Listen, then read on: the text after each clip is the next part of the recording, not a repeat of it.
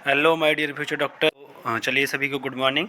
And आपके लिए जो अपडेट लाया हूँ वो है स्टे वैकेंसी राउंड से रिलेटेड कि इसकी जो काउंसलिंग की प्रोसेस होगी और किस किस कैंडिडेट को रजिस्टर करना है, किसको नहीं करना है और किसको सिक्योरिटी भी पेमेंट करना है नहीं करना है, ये सब जानकारी होगी।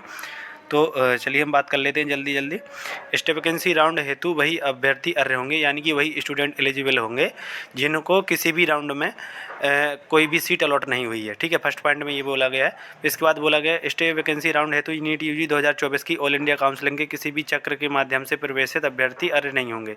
और ये भी कंडीशन है कि अगर आपको ऑल इंडिया काउंसलिंग में किसी भी राउंड में कहीं भी अलॉटमेंट मिला था, ठीक है, या आपने एडमिशन लिया है, तो भी आप इसके लिए एलिजिबल नहीं होंगे। ठीक है, इसके बाद है यूपी नीट यूजी 2024 के प्रथम द्वितीय एवं तृतीय चक्र से एडमिट या नॉट रिपोर्टेड आफ्टर अलॉटमेंट या रिजाइंड अभ्यर्थी स्टे वैकेंसी राउंड हेतु अर्ह नहीं होंगे। यानी कि अगर आपको यूपी नीट के फर्स्ट सेकंड थर्ड राउंड में किसी में भी कॉलेज अलॉट हुआ था, आपने रिपोर्ट नहीं किया या आपने एडमिशन ले लिया या आपने रिजाइन कर दिया, तब भी आप स्टे वैकेंसी राउंड में नहीं जा सकते हैं। ठीक है, इसके बाद स्टे वैकेंसी राउंड में प्रतिभाग करने हेतु समस्त अर्ह अभ्यर्थियों को पृथक रूप से 1000 पंजीकरण शुल्क जमा करते हुए नवीन पंजीकरण कराना अनिवार्य होगा। पंजीकरण शुल्क किसी भी दशा में वापस नहीं किया जाएगा, अर्थात नॉन रिफंडेबल होगा। ठीक है, और देखो आप चाहे स्टे वैकेंसी राउंड में पार्टिसिपेट करना चाहते हैं तो ठीक है, अगर आपको इससे पहले किसी भी राउंड में कॉलेज नहीं मिला है, भले ही आपने रजिस्ट्रेशन कराया था, ठीक है, वो 2000 फीस जमा हुई थी, लेकिन स्टे वैकेंसी राउंड का अलग से रजिस्ट्रेशन होगा। ये बात समझ लीजिए क्लियरली, अलग से रजिस्ट्रेशन होगा। स्टे वैकेंसी राउंड का 1000 फीस लगेगी। ठीक है, लेकिन अगर आपने इससे पहले सिक्योरिटी मनी जमा की है तो वो आपकी दोबारा नहीं लगेगी, लेकिन आपको रजिस्ट्रेशन तो दोबारा करना पड़ेगा। ठीक है, और ये नॉन रिफंडेबल होगी 1000। इसके बाद है प्रथम द्वितीय एवं तृतीय चक्रीय काउंसलिंग में पंजीकृत एवं अनावंटित ऐसे अभ्यर्थी जिनके द्वारा पूर्व में धरोहर धनराशि जमा की गई है, उन्हें स्टे वैकेंसी राउंड की काउंसलिंग में प्रतिभाग करने हेतु पुनः धरोहर धनराशि जमा करने की आवश्यकता नहीं होगी। मैंने अभी आपको बताया कि अगर आपकी फर्स्ट सेकंड या थर्ड राउंड काउंसलिंग में आपने सिक्योरिटी मनी जमा की थी तो आपको दोबारा से सिक्योरिटी मनी जमा नहीं करनी पड़ेगी।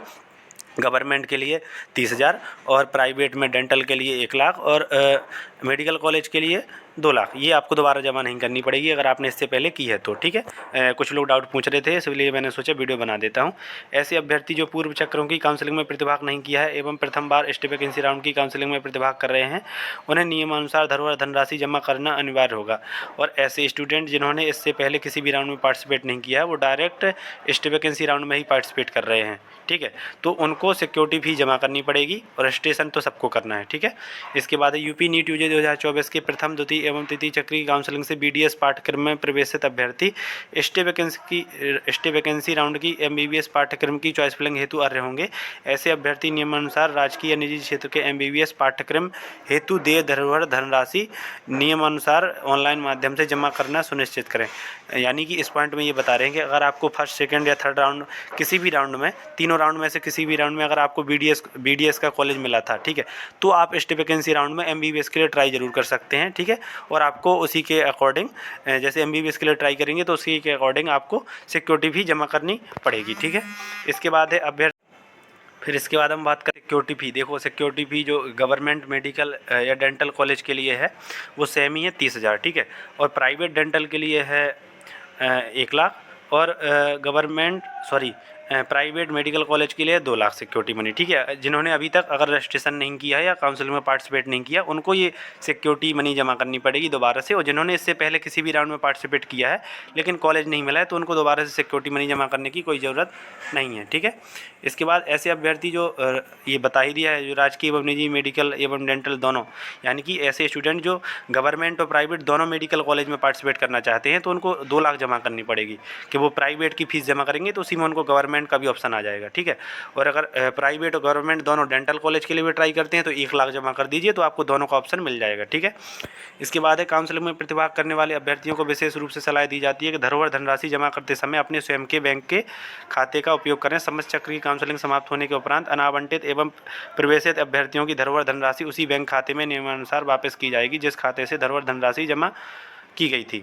यानी कि आप अपना काउंसलिंग के टाइम जो सिक्योरिटी फ़ी पेमेंट करें तो वो अपने अकाउंट से करें। ठीक है, अपने बैंक अकाउंट से, जिससे कि जब काउंसलिंग फिनिश हो जाता है तो सिक्योरिटी मनी वापस किया जाता है, रिफंड किया जाता है, तो वो उसी अकाउंट में आता है। ठीक है, साइबर कैफ़े वाले कई बार प्रॉब्लम कर देते हैं, इस वजह से मैं बोल रहा हूँ। ठीक है, नीट यूजी 2024 के अर्ह अभ्यर्थियों को पंजीकरण के समय ये upneet.gov.in वेबसाइट पर अभिलेखों के ऑनलाइन सत्यापन हेतु किसी एक नोडल सेंटर का चयन करना होगा। यानी कि आपको ऑनलाइन डॉक्यूमेंट वेरिफिकेशन के लिए नोडल सेंटर चूज करना होगा। तो अपने पास का ही नोडल सेंटर चूज कीजिए, जिससे कभी प्रॉब्लम हो तो आप वहाँ पर जा सकें। ठीक है। इसके बाद बताया गया है कि क्या क्या डॉक्यूमेंट अपलोड करने होंगे आपको। तो हाई स्कूल की मार्कशीट और इंटरमीडिएट की मार्कशीट और ओबीसी या SC ST का सर्टिफिकेट और जो भी स्पेशल कैटेगरी होती है उनका सर्टिफिकेट यदि आपके पास है तो। ठीक है। और डोमिसाइल सर्टिफिकेट यदि एप्लीकेबल है तो। ठीक है। इसके बाद है कि जो आरक्षण से संबंधित सर्टिफिकेट है तो वो कहाँ का मान्य होगा। आरक्षण से संबंधित समस्त प्रमाण पत्र उत्तर प्रदेश शासन द्वारा निर्धारित प्रारूप पर उत्तर प्रदेश के समक्ष प्राधिकारी द्वारा निर्गत ही मान्य होंगे। यानी कि जो स्टेट गवर्नमेंट के सर्टिफिकेट होते हैं वही मान्य होंगे। ठीक है। इसके बाद बताया गया है कि EWS और OBC का जो सर्टिफिकेट है वो 1 अप्रैल 2024 के बाद का ही एप्लीकेबल होगा। ठीक है।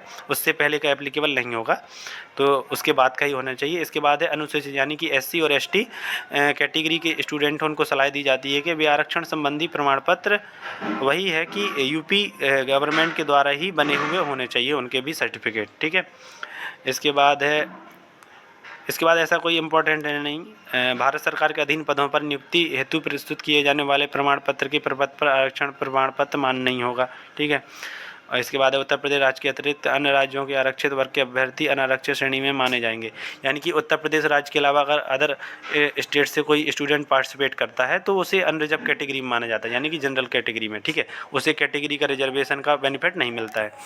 यदि कोई अभ्यर्थी ST वैकेंसी राउंड से आवंटन के पश्चात प्रवेश नहीं लेता है तो ऐसे अभ्यर्थियों की जमा धरोहर धनराशि जब्त कर ली जाएगी तथा यूपी नीट यूजी काउंसलिंग 2025 से 26 के लिए प्रतिबंधित डिबार कर दिया जाएगा। यानी कि अगर किसी स्टूडेंट को ST वैकेंसी राउंड में कॉलेज मिलता है लेकिन वो नहीं लेता है तो उसकी जो सिक्योरिटी मनी है वो सारी जब्त कर ली जाएगी, वो वापस नहीं दी जाएगी और उसको नेक्स्ट ईयर काउंसलिंग से भी बैन कर दिया जाएगा। ठीक है। और ये वेबसाइट है, इस पर ही सारे अपडेट आते रहते हैं। तो ये PDF आपको टेलीग्राम पे शेयर कर दूंगा, तो डाउनलोड कर लीजिएगा। तो थैंक यू फ्यूचर डॉक्टर्स, मिलते हैं नेक्स्ट वीडियो में। अगर आपको वीडियो अच्छा लगा तो लाइक शेयर एंड सब्सक्राइब जरूर कीजिएगा। और जो लोग पहली बार चैनल पे आए हों तो चैनल को सब्सक्राइब कर लेना, आपको ऐसी ही नीट से रिलेटेड इन्फॉर्मेटिव जानकारी मिलती रहती है। Thank you.